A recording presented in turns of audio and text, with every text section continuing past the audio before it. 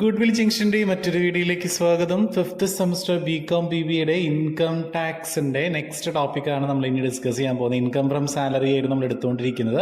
അതിനകത്ത് special allowance ആണ് നമ്മൾ ലാസ്റ്റ് വീഡിയോയിൽ നമ്മൾ ഡിസ്കസ് ചെയ്തത്. അതിൽ special allowance for meeting official expenditure of employees, ഒരു എംപ്ലോയിയുടെ ഒഫീഷ്യൽ എക്സ്പെൻഡിച്ചർ മീറ്റ് ചെയ്യാനായിട്ട് കിട്ടുന്ന ചില അലവൻസുകളുണ്ട്. Travelling allowance, conveyance allowance, daily allowance, helper allowance, academic allowance and uniform allowance. ഈ അലവൻസിൻ്റെ കാര്യങ്ങളാണ് നമ്മൾ കഴിഞ്ഞ വീഡിയോയിൽ ഡിസ്കസ് ചെയ്ത്. ഈ അലവൻസ് ക്വസ്റ്റ്യനിൽ തരികയാണെങ്കിൽ ഒന്നും പറഞ്ഞിട്ടില്ലെങ്കിൽ അത് എടുക്കേണ്ട സാലറിയിൽ, കാരണം അത് ഫുള്ളായിട്ട് നമ്മൾ എക്സംഷനായിട്ട് നമ്മൾ കാണിക്കും. ബ്രാക്കറ്റിൽ സ്പെൻഡ് ചെയ്ത എമൗണ്ട് എങ്ങാനും ക്വസ്റ്റ്യനിൽ പറയുകയാണെങ്കിൽ ആ സ്പെൻഡ് ചെയ്ത എമൗണ്ട് മൈനസ് ചെയ്തിട്ട് ബാക്കിയുള്ള എമൗണ്ട് നമ്മൾ സാലറിയിൽ ടാക്സബിൾ ആയിട്ട് കാണിക്കണം എന്നാണ് നമ്മൾ കഴിഞ്ഞ വീഡിയോയിൽ പറഞ്ഞത്.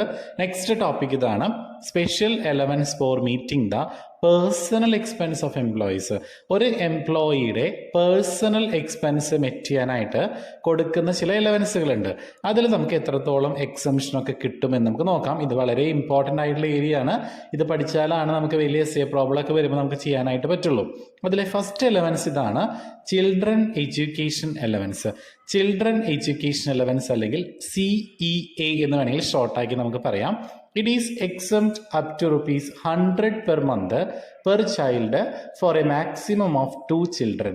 ഒരു എംപ്ലോയിക്ക് ഒരു ചിൽഡ്രന്, അതായത് ഒരു കുട്ടിക്ക്, ഒരു ചൈൽഡിന് ₹100 വെച്ച്, ഒരു കുട്ടിക്ക് ₹100 നമുക്കൊരു മാസം എന്ത് കിട്ടും? എക്സംഷൻ കിട്ടും. അങ്ങനെ മാക്സിമം 2 കുട്ടികൾക്ക് വരെ കിട്ടുന്നതാണ് പറയുന്നത്. അപ്പോൾ ഒരു ചൈൽഡിന് 100 per month വെച്ചുകൊണ്ട് മാക്സിമം 2 ചിൽഡ്രന് കിട്ടും. അപ്പോൾ ശ്രദ്ധിക്കുക, ഒരു കുട്ടിക്കാണ് ₹100 ഒരു മാസം എക്സംഷൻ കിട്ടുക. അപ്പോൾ ഒരു വർഷമാണെങ്കിൽ 1200, കാരണം നമ്മൾക്ക് എപ്പോഴും ഒരു ഇയർലി ആയിരിക്കും നമ്മൾ കണ്ടുപിടിക്കുക ഇൻകം ഫ്രം സാലറി. അപ്പോൾ ഒരു വർഷം ഒരു കുട്ടിക്ക് 1200 കിട്ടും. അങ്ങനെ 2 കുട്ടികൾക്ക് വരെ കിട്ടും. അപ്പോൾ ടോട്ടലി 2400 വരെയാണ് 2 കുട്ടികൾക്ക് കൂടി മാക്സിമം കിട്ടുന്ന എക്സംഷൻ. ബാക്കി എന്തെങ്കിലും എലവൻസ് എക്സ്ട്രാ നമ്മുടെ എംപ്ലോയർ കൊടുക്കുന്നുണ്ടെങ്കിൽ, ഈ എമൗണ്ട് പുറമെ വേറെ എക്സ്ട്രാ എമൗണ്ട് കൊടുക്കുന്നുണ്ടെങ്കിൽ ആ എമൗണ്ടിന് എംപ്ലോയി ടാക്സ് അടയ്ക്കണം. അതൊന്ന് ഓർത്ത് വയ്ക്കുക, പ്രോബ്ലം ചെയ്യുമ്പോൾ കുറച്ചുകൂടി നിങ്ങൾക്ക് ക്ലിയർ ആവും. അടുത്ത അലവൻസ് ആണ് children hostel allowance. Children hostel allowance എങ്ങനെയാണെന്ന് വെച്ചിട്ടുണ്ടെങ്കിൽ, ഒരു മാസം ഒരു കുട്ടിക്ക് പെർ ചൈൽഡിന് 300 വരെ എക്സംഷൻ ഉണ്ട്. അങ്ങനെ maximum 2 children. Children education allowance 100 ആണെങ്കിൽ ചിൽഡ്രൻ ഹോസ്റ്റൽ അലവൻസ് 300 ആണ്. ആ ഒരു വ്യത്യാസം മാത്രമേ ഉള്ളൂ. ₹100 ആണ് ചിൽഡ്രൻ എഡ്യൂക്കേഷൻ അലവൻസിൽ എക്സംഷൻ കിട്ടുന്നത്. ഹോസ്റ്റൽ അലവൻസിലാണെങ്കിൽ ₹300 നമുക്ക് എക്സംഷൻ കിട്ടും. അടുത്തത് ട്രാൻസ്പോർട്ട് അലവൻസ് ആണ്. Transport allowance granted to an employee who is blind or deaf and dumb or orthopedically handicapped with a disability of lower extremities is exempt to the extent of ₹3,200 per month. അതായത് transport allowance ക്വസ്റ്റ്യനിൽ പറയുകയാണെങ്കിൽ അത് fully taxable ആണ്. പക്ഷേ disabled ആയിട്ടുള്ള അല്ലെങ്കിൽ handicapped ആയിട്ടുള്ള ഒരു എംപ്ലോയി ആണെങ്കിൽ ഈ ട്രാൻസ്പോർട്ട് അലവൻസ് നമുക്കൊരു മന്ത് 3200 വരെ എക്സംഷൻ കിട്ടും. അതായത് ഒരു മാസം 3200 വരെ എന്തടയ്ക്കേണ്ട? ടാക്സ് അടയ്ക്കേണ്ട. എംപ്ലോയർ നൽകുന്ന ട്രാൻസ്പോർട്ട് അലവൻസിന് 3200 വരെ ഒരു മാസം ടാക്സ് അടയ്ക്കേണ്ട. എങ്ങനെയാണെങ്കിൽ ഒരു എംപ്ലോയി ബ്ലൈൻഡോ അതുപോലെ ഹാൻഡിക്യാപ്ഡ് ഓർ ഡിസബിലിറ്റി ഒക്കെ ഉള്ളൊരു വ്യക്തിയാണെങ്കിൽ 3200 വരെ എക്സംഷൻ കിട്ടും. നോർമൽ ആയിട്ടുള്ളൊരു പേഴ്സൺ ആണെങ്കിൽ ഒരിക്കലും ഈ ട്രാൻസ്പോർട്ട് അലവൻസിന് എന്തില്ല? എക്സംഷൻ ഇല്ലാതെ ഫുള്ളി ടാക്സബിൾ ആയിട്ടുള്ള അലവൻസ് ആണ്. നമ്മൾ എല്ലാത്തിലും ഫുൾ എമൗണ്ട്, എംപ്ലോയർ നൽകുന്ന എല്ലാ എമൗണ്ടിനും ആ വ്യക്തി ടാക്സ് അടയ്ക്കണം. അടുത്ത അണ്ടർഗ്രൗണ്ട് അലവൻസ് ആണ്. അണ്ടർഗ്രൗണ്ട് അലവൻസ് എന്ന ക്വസ്റ്റ്യനിൽ വരികയാണെങ്കിൽ ഒരു മാസം ₹800 വരെ നമുക്ക് എന്ത് കിട്ടും? എക്സംഷൻ കിട്ടും. അതായത് 800 വരെ ടാക്സ് അടയ്ക്കണ്ട. അടുത്ത allowance given to transport employees working in any transport system. അത് ഏതെങ്കിലും ഒരു ട്രാൻസ്പോർട്ട് സിസ്റ്റത്തിൽ വർക്ക് ചെയ്യുന്ന ഒരു എംപ്ലോയി ആണെങ്കിൽ, ഇപ്പോൾ ഫോർ എക്സാമ്പിൾ റെയിൽവേയിലോ എയർലൈൻസിലൊക്കെ വർക്ക് ചെയ്യുന്ന ഒരു വ്യക്തിയാണെങ്കിൽ അയാൾക്ക് എത്രയാണോ അലവൻസ് കിട്ടുന്നത് അതിൻ്റെ 70%ഉം അതുപോലെ 10,000ഉമായിട്ട് കമ്പയർ ചെയ്യുക. Which ever is less.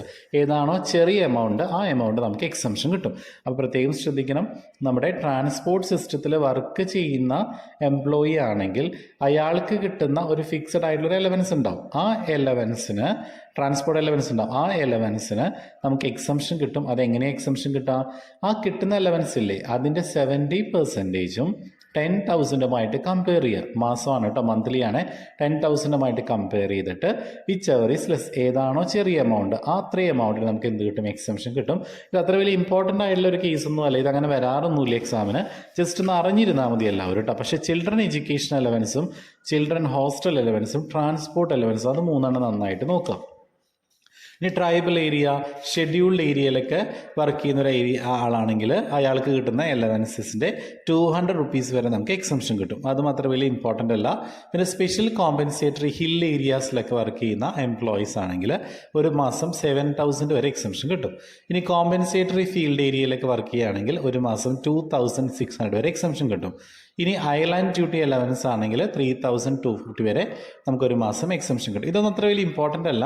ഈ ഒരു കാറ്റഗറിയിൽ ഞാൻ പറഞ്ഞ ചിൽഡ്രൻ എഡ്യൂക്കേഷൻ അലവൻസും ചിൽഡ്രൻ ഹോസ്റ്റൽ അലവൻസും ട്രാൻസ്പോർട്ട് അലവൻസും നന്നായിട്ട് നിങ്ങൾ പഠിക്കുക. അത് വെച്ചുകൊണ്ടാണ് മിക്കവാറും പ്രോബ്ലത്തിൽ അതേ ഉണ്ടാവുള്ളൂ.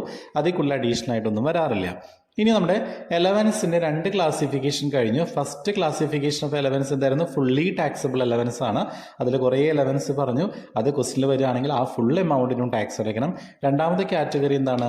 Allowance exempt up to a specified limit. ഒരു പർട്ടിക്കുലർ ലിമിറ്റ് വരെ നമുക്ക് എക്സംഷൻ കിട്ടുന്ന അലവൻസുകളാണ്.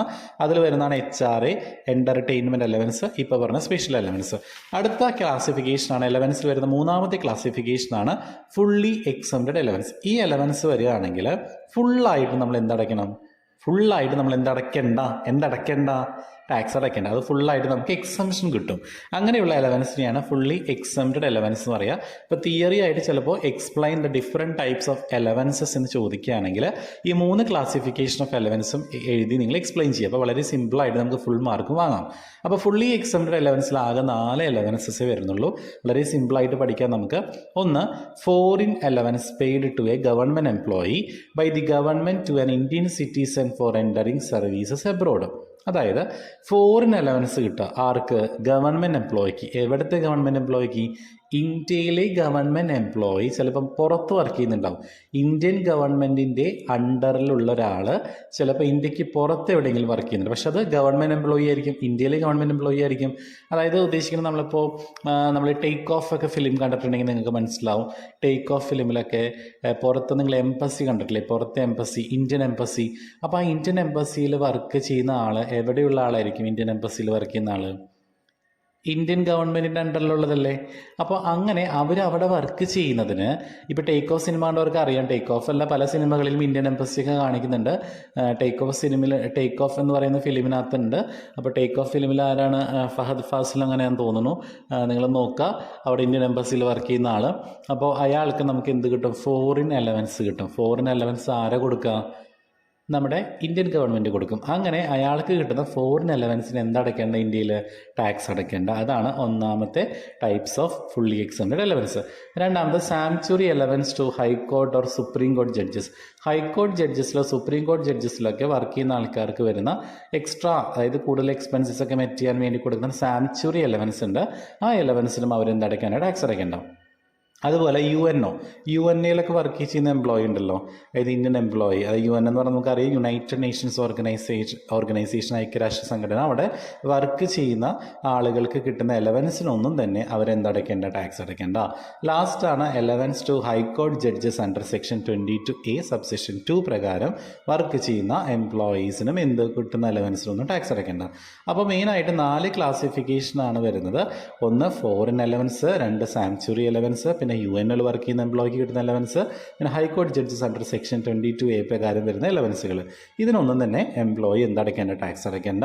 അപ്പോൾ ഈ 4 ഒന്ന് എല്ലാവരും പഠിച്ചു വെക്കുക കേട്ടോ. ഇതിൽ പെർ ഡിയം അലവൻസ് എന്ന് പറയാറുണ്ട് അതിനകത്ത്. അപ്പോൾ നിങ്ങളൊന്ന് എല്ലാവരും ഇത് പഠിച്ചു വയ്ക്കുക. വളരെ സിമ്പിളായിട്ട് പഠിക്കാവുന്നതാണ്. അപ്പോൾ ഫുള്ളി എക്സംപ്റ്റഡ് അലവൻസും കഴിഞ്ഞു. നമ്മുടെ അലവൻസ് എന്ന് പറയുന്ന ആ ഒരു ക്ലാസിഫിക്കേഷൻ കഴിഞ്ഞു. നമുക്കിനി ഈ അലവൻസ് ഒക്കെ വരുന്ന ഒരു essay ടൈപ്പ് പ്രോബ്ലം നമുക്ക് ചെയ്യാം. essay ടൈപ്പ് എന്നല്ല, essay ടൈപ്പ് എന്ന് പറയുന്നത് കുറച്ചും കൂടി അഡീഷണൽ ഐറ്റംസ് വരും. പ്രൊവിഡൻറ്റ് ഫണ്ടിൻ്റെ ട്രീറ്റ്മെൻ്റ് ഒക്കെ വരും, മോട്ടോർ കാറും പ്രൊവിഡൻറ്റ് ഫണ്ടൊക്കെ വരും.